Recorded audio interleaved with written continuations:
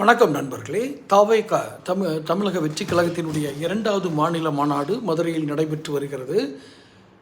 மிகுதியான கூட்டம், கடுமையான வெயில், எந்த முன்னேற்பாடும் செய்யாத ஒரு முன் அனுபவம் இல்லாத தலைவர்கள், 2ஆம் கட்ட தலைவர்களோ எந்த கட்ட தலைவர்களோ அவர்களுக்கு எந்த முன் அனுபவமும் இல்லை. விஜயை பாதுகாக்க வேண்டும், விஜய்க்கு ஏர் கூலர் வைக்கணும், விஜயை ஏசி ரூமில் தங்க வைக்கணும், இதில் மட்டுமே திட்டமிட்டிருக்கிறார்கள். இதனுடைய பாதிப்பு எங்கே நடந்திருக்கு? மாநாட்டு திடலில் தரைவிரிப்பாக விரிக்கப்பட்ட துணிகளை எடுத்து அவர்களுக்கு தலைக்கு மேல் கூரையாக பயன்படுத்தி கொண்டு இருக்கிறார்கள் தொண்டர்கள்.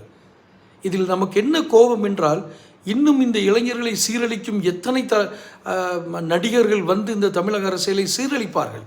திட்டமிடலில் இத்தனை கோடிகளை செலவு செய்யும் முகலால் மாநாட்டு பந்தலில் அமர்வதற்கு ஒரு மேற்கூரை இட வேண்டும் என்ற குறைந்தபட்ச அறிவு கூட இல்லாதவர்கள் இந்த நாட்டை நான் வழி நடத்துவேன், அதை செய்வேன், இதை செய்வேன், இதையெல்லாம் நீக்கிடுவேன், அதையெல்லாம் இது பண்ணிடுவேன், இதெல்லாம் என்ன வெற்று கூச்சல்கள்?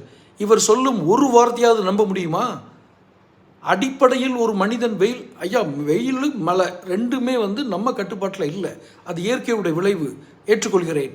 ஆனால் எது நடந்தாலும் மேற்கூரையின் கீழ் நம் ரசிகர்கள், லட்சக்கணக்கான ரசிகர்கள் இருக்க வேண்டும் என்று நினைக்க வேண்டுமா இல்லையா? தர மண்ணாக இருந்தால் கூட அவங்க சப்பல் தான் போட்டு வருவாங்க, அதில் ஒன்றும் பிரச்சனை இருக்காது.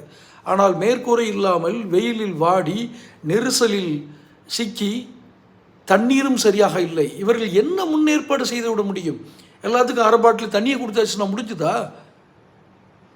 தமக்கு தேவையான பொருட்களை தாங்களே கொண்டு வந்தால் மட்டுமே ரசிகர்கள் தப்பிக்க முடியும். இப்படி எந்த முன் தீர்மானமும் இல்லாமல், எந்த முன்னேற்பாடுகளும் இல்லாமல் ஒரு கட்சி மாநாடு நடத்துகிறாருன்னா, இவரால் ஒரு திடலில் 500 ஏக்கர் இடத்துல கூட உங்களால் திட்டமிட முடியவில்லை என்றால் நீங்கள் ஒரு மாநிலத்தை எப்படி திட்டமிடுவீர்கள்?